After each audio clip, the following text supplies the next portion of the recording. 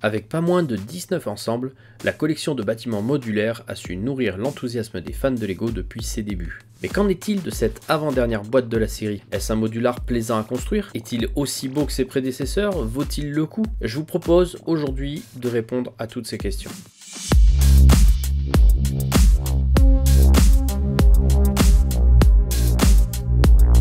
Commençons d'abord par parler des caractéristiques de ce set, car il faut savoir qu'il part déjà avec un désavantage, son prix. Ce Jazz Club est en effet le plus cher que Lego ait commercialisé dans cette collection de bâtiments modulaires. Laissez-moi vous expliquer. Identifié sous le numéro 10312, il fait partie de la gamme Icons. Il est d'ailleurs le premier set à arborer le logo de la gamme sur sa boîte. Le set est composé de 2899 pièces et coûte chez Lego la bagatelle de 229,99 €. Si on regarde leurs tarifs à leur sortie des précédents sets, et du tout dernier, le musée d'histoire naturelle, on se rend compte directement que ce Jazz Club est celui qui a le pire prix à la pièce et un des prix au kilo les plus élevés. Mais en fait, malgré cela, il reste encore bon marché comparé aux tarifs exorbitants que l'on a sur pas mal de gammes, puisque son prix par pièce ne dépasse pas les 8 centimes et son prix au kilo reste en dessous de la barre des 60 €. Sachant cela, tâchons de voir si le contenu est à la hauteur. Alors, je ne vous présente pas la boîte, elle reprend les codes des sets pour adultes que l'on connaît déjà bien assez, le fond noir, le bandeau de couleur, vous voyez ce que je veux dire. Niveau contenu, les sachets sont séparés en deux, avec une partie dans une deuxième boîte, toujours dans un but d'avoir une bonne répartition des masses et d'éviter le ballonnement du carton. On retrouve à l'intérieur 15 groupements de sachets, une base plate de 32 par 32 et la notice de montage dans son emballage de carton. Pour l'emballage de la notice, première fois que je vois ça, plus de scellé avec du scotch, c'est simplement fermé avec 3 points de colle. J'ai bien conscience que c'est pour l'environnement, mais je trouve ça ridicule. Il faudrait qu'ils commencent déjà par bannir les sachets plastiques et garder ce genre de détails à améliorer pour plus tard. Bon, la notice, toujours aussi sexy avec son fond blanc, et sinon, elle est plutôt épaisse, promesse de quelques heures de montage, ce qui est plutôt appréciable quand on vient de lâcher un beau billet à la firme de Billund. A l'intérieur, on retrouve, comme dans toutes les notices de cette Icons, un petit mot du designer et une présentation rapide du set, le tout en mode très classe sur fond noir. Fort heureusement, ce fond noir a été troqué par un fond gris pour la partie instruction de montage, ce qui est une sage décision de la part de Lego, au regard de certaines couleurs de pièces du set qui auraient certainement été difficiles à voir sur un fond plus sombre. Je suis passé ensuite au montage, qui m'aura bien pris quelques heures. Je n'ai pas mesuré le temps exact, mais je n'ai pas eu l'impression de l'avoir terminé trop rapidement. Et ce qui est sûr, c'est que j'ai pris autant de plaisir à le monter qu'avec les précédents modulars. Il y a plein de petites décorations à construire et des techniques utilisées pour l'architecture du bâtiment qui sont vraiment extra. Mais avant de vous présenter ce bâtiment plus en détail, je vais commencer par vous montrer la dotation en minifigurines de ce set. Elles sont au nombre de 8 et je vous le dis tout de suite, elles n'ont absolument rien d'exclusif à ce set. Seul le corps de la chanteuse le fut un temps jusqu'à ce que les pièces soient incluses dans le set I-10 de l'Orient Express sorti récemment. On commence donc notre petit tour des minifigs avec le livreur de pizza qui porte une tenue somme toute assez simple, pantalon rouge avec une veste vert foncé, sous laquelle il y a un pull beige. Au niveau de la tête, c'est chevelure en pétard couleur medium nougat et un visage unique souriant. On enchaîne avec la propriétaire du Jazz Club qui porte une veste bleu clair sous laquelle il y a un t-shirt corail avec des motifs floraux. Point positif, la partie peau tampographiée est assez raccord avec la tête au niveau de la teinte. Ses cheveux marron foncé sont coiffés d'un chignon et elle possède un visage unique, souriant et affichant quelques rides. Poursuivons avec le coiffeur qui a sorti sa belle chemise rouge équipée de sa cravate blanche et ses bretelles bleues pour bien tenir son pantalon bleu sable qui doit être un peu grand visiblement. Au niveau de la tête, notre coiffeur a balayé ses beaux cheveux châtains sur le côté, s'est laissé pousser la barbe de 3 jours et nous sort son plus beau sourire en coin. On continue avec le pizzaiolo qui est en tenue de chef cuistot vu et revu. Côté tête, il porte une toque de chef forcément, et son visage laisse apparaître quelques pattes d'oie bien marquées, indiquant un âge avancé. Il porte également une belle barbe blanche, laissant entrevoir un sourire, à se demander si c'est pas lui qui livre les cadeaux fin décembre. À présent, on passe aux artistes, en commençant avec la magicienne, dans son costume noir de scène, avec les accessoires qui vont bien, chapeau haute forme et le lapin. Pour l'instant, on reste encore sur des tampographies assez simples, toujours un visage unique pour la tête, ici avec un beau sourire ultra bright, et niveau coiffure, cheveux longs et blonds. Place maintenant au groupe de musique, avec pour commencer le contrebassiste, à qui j'ai retiré la pièce de cou qui permet de maintenir dans le dos l'étui de sa contrebasse. Il est également en tenue de représentation, composé d'un pantalon bleu, d'une chemise à rayures avec nœud pape, par-dessus laquelle est mis un très beau veston bleu à motifs et revers métallisés. Une très belle pièce de torse selon moi. Au niveau de la tête, coupe de cheveux courte, cheveux bruns, visage unique avec une circle bird et une oreillette pour le retour du son. L'avant-dernière figurine est la batteuse, qui possède également un pantalon bleu et la même jolie pièce de torse que le contrebassiste. Pour la tête, nous avons là une femme à lunettes, donc une femme avec un certain problème de vue j'imagine. Grand sourire, long sourcil fin, cheveux châtains attachés. Et pour terminer, la plus belle figurine du set de mon point de vue, la chanteuse et sa magnifique robe de soirée avec de belles lignes et motifs dorés et argentés. Et en plus des deux côtés des pièces. Seul petit reproche que je pourrais faire, c'est la couleur de peau qui, encore une fois sur le noir, a vraiment du mal à être raccord avec le jaune de la pièce de tête. En parlant de pièce de tête, c'est la seule du set à avoir un double visage, un la bouche ouverte et les yeux fermés comme en train de faire ses vocalises, et un les yeux ouverts tout sourire. Tout ça surmonté d'une belle pièce de cheveux brun bouclés. Donc voilà pour ce qui en est de ce joli petit lot de mini-figurines. Faisons maintenant le tour du propriétaire. Pour ce nouveau modular, le designer est reparti sur une forme plus traditionnelle de bâtiment et qui ne peut pas être utilisé en angle comme le précédent le permettait.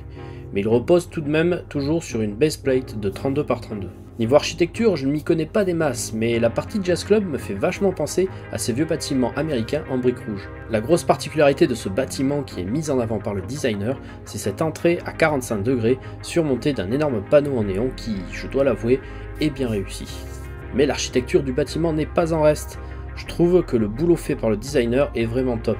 Il n'y a rien d'extra compliqué dans les techniques utilisées, mais tout se joue avec le choix des pièces et des couleurs. Collé au Jazz Club se trouve un autre bâtiment usant d'un style tout autre pour son architecture, qui fait plus penser à ce que l'on peut trouver en Europe avec ses colonnes et ses garde-corps en fer forgé. Si on fait un peu le tour des bâtiments, on remarquera que comme d'habitude, les côtés et l'arrière sont assez maigres en contenu.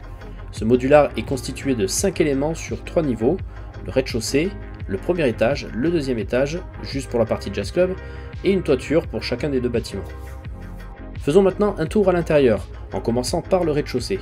Attardons-nous directement sur cette fameuse structure à 45 degrés qui, comme vous allez le voir, est toute bête au niveau de sa mise en œuvre. Il s'agit juste d'une construction carrée que l'on vient emboîter à 45 degrés sur une pièce jumper 2x2. Et pour la fixation du panneau en néon, une plate turnable 4x4 est centrée sur des pièces jumper et hop, le tour est joué. En parlant du panneau en néon, les mots Jazz Club sont tampographiés sur des tiles et le contour est réalisé à l'aide de plates modifiées avec les barres sur les côtés et l'arrondi est fait à l'aide de saucisses. Le truc improbable. Seul bémol avec cette entrée à 45 degrés, c'est que la porte se trouve juste en face du mur et du coup c'est assez étroit pour qu'une minifig passe. Au niveau des différentes pièces présentes, on a la salle de spectacle, les toilettes, des escaliers pour accéder à l'étage supérieur et la pizzeria. La scène se trouve en coin de pièce et non pas contrainte des murs, ce qui permet de réduire un petit peu sa taille et permet une meilleure disposition des minifigs du groupe de musique. Les rideaux et projecteurs sont d'un seul et peuvent être retirés pour faciliter la mise en place des personnages. Sous les escaliers se trouvent des petites toilettes, escaliers qui sont d'ailleurs accessibles que de l'extérieur, ce qui est un petit peu bizarre et pas très pratique pour nos minifigs qui travaillent ici. Côté pizzeria, on a droit à une petite terrasse avec un petit peu de verdure et une table pour manger en extérieur. La Vespa du livreur est garée devant et prête à livrer les bonnes pizzas faites maison. La porte et la fenêtre ont droit à de petits auvents aux couleurs de l'Italie. A l'intérieur, pour cuisiner comme il se doit, notre pizzaiolo a droit à un four à pizza fonctionnant au feu de bois et un beau plan de travail en L. Pour alimenter son four, le chef dispose d'une réserve de bois dans un stockage situé à l'arrière de la boutique. Chose assez surprenante, la pizzeria a un grand accès au Jazz Club, alors du coup je suppose qu'ils sont en partenariat pour proposer aux spectateurs de quoi se restaurer. Passons à présent au premier étage avec ses belles façades. J'étais pas spécialement emballé par les couleurs choisies, mais je dois dire qu'une fois assemblé et devant soi, en vrai le rendu est tout autre. Les encadrements et différents liserés gris sont du plus bel effet. Sur la façade de notre bâtiment, on retrouve des petites décorations florales qui viennent ajouter un peu plus de couleur et de gaieté. Et sinon, à l'arrière, il y a un petit balcon accessible depuis le couloir et on constatera la présence de fenêtres. Cet étage est constitué de 2 pièces. Le bureau de la propriétaire du Jazz Club, avec un beau bureau en arc de cercle dont le design est plutôt original. La pièce possède une balustrade qui offre une vue sur la scène, ce qui permet à la propriétaire de s'assurer que le spectacle se déroule correctement. De l'autre côté du couloir, on retrouve un atelier de tailleur avec une belle machine à coudre Singer à pédale que je trouve superbement reproduite. En face, notre tailleur a à sa disposition un porte-rouleau de tissu et un mannequin factice. On constatera une astucieuse déviation d'usage de pièces Lego Technic. Poursuivons cette visite avec le deuxième et dernier étage réservé à la partie Jazz Club. Pour ce qui est de l'architecture de la façade, on retrouve le même design qu'à l'étage en dessous, si ce n'est la mise en place d'une arche pour la fenêtre centrale qui permet de marquer la fin du bâtiment. Vu de l'arrière, on constate que la surface du bâtiment a été réduite de 2 tenons avec l'usage de slope afin de faire une transition plus naturelle. Ce dernier étage est destiné à l'accès à la loge des artistes, mais il permet également via le couloir d'accéder aux toitures des deux bâtiments, vous verrez après pourquoi.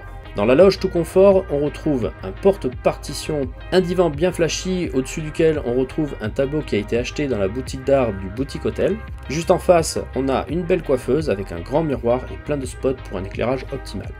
Et pour terminer, sur le toit du bâtiment de la pizzeria, on retrouve une petite serre qu'utilise notre pizzaiolo afin d'avoir une source de légumes frais pour ses garnitures de pizza. La structure fait le taf mais me semble tout de même un petit peu bâclée. Sur l'autre morceau de toit, on ne retrouve rien à part la fin de l'architecture de la façade, qui soit dit en passant est très bien réalisée et utilise astucieusement des pièces de garde-boue de voiture. Ah si, il y a un petit écureuil qui a fait son lit. En conclusion, pour 230 €, on a droit à un beau modular digne de ce nom, avec un bâtiment proposant une nouvelle architecture, l'utilisation d'une nouvelle palette de coloris de pièces. On voit que le designer reste dans une démarche d'innovation et s'assure de toujours nous proposer de nouvelles techniques et de nouvelles associations de pièces pour créer les décors. Et au niveau décor, on est bien servi avec une multitude de petites créations à réaliser tout au long de la construction. Et une chose plaisante que je tiens à souligner, c'est l'absence de stickers au profit de pièces tampographiées. Qu'il est bon de se dire qu'on va pas être interrompu pendant la construction pour de la pose d'autocollants. Donc pour répondre aux questions du début de cette vidéo, je dirais que oui, ce modular est plaisant à construire, qu'il n'a rien à envier à ses prédécesseurs, et oui, il vaut le coup. Bien entendu, si vous avez l'opportunité de le trouver moins cher qu'avec les 10% de remise lors d'une promotion double point Insiders chez Lego, n'hésitez pas à l'acheter sur un site revendeur. D'ailleurs, pour vous aider à trouver la meilleure offre, n'hésitez pas à faire un tour sur les sites comme Avenue de la Brique, Price Vortex ou encore Deal Labs. Après, si vous avez quelques dizaines d'euros à mettre en plus, je vous suggère de trouver, à un prix raisonnable bien entendu, le petit set 40 586, le camion de déménagement qui était offert pour tout achat à la sortie du Jazz Club. N'ayant pas pu l'avoir à sa sortie, je me le suis pris pour une quarantaine d'euros frais de port inclus. C'est un petit set sympa à construire, en lien direct avec le Jazz Club, et qui agrémentera à la perfection votre bâtiment. Le véhicule est en 6 tenons, ce qui est parfait pour les plaques de route de ville, et il contient tout un tas d'autres petits objets de décoration amusants à assembler. Avant de vous laisser, je vous montre rapidement où j'ai installé mon Jazz Club. Je n'ai pas assez de place pour constituer une ville, ou ne serait-ce que les aligner sur une commode. Du coup, ils sont chacun dans leur case, mais je trouve que le rendu est plutôt sympa. J'espère que cette vidéo test vous aura plu et vous aidera dans votre décision d'achat ou de non-achat. N'hésitez pas à me dire en commentaire ce que vous pensez de ce set et de ce test. N'oubliez pas non plus de me laisser un petit pouce en l'air si vous avez aimé la vidéo. Quant à nous, on se revoit très bientôt pour une nouvelle vidéo, et d'ici là, je vous souhaite une bonne fin de journée, une bonne continuation, et je vous dis à très bientôt. Ciao les amis.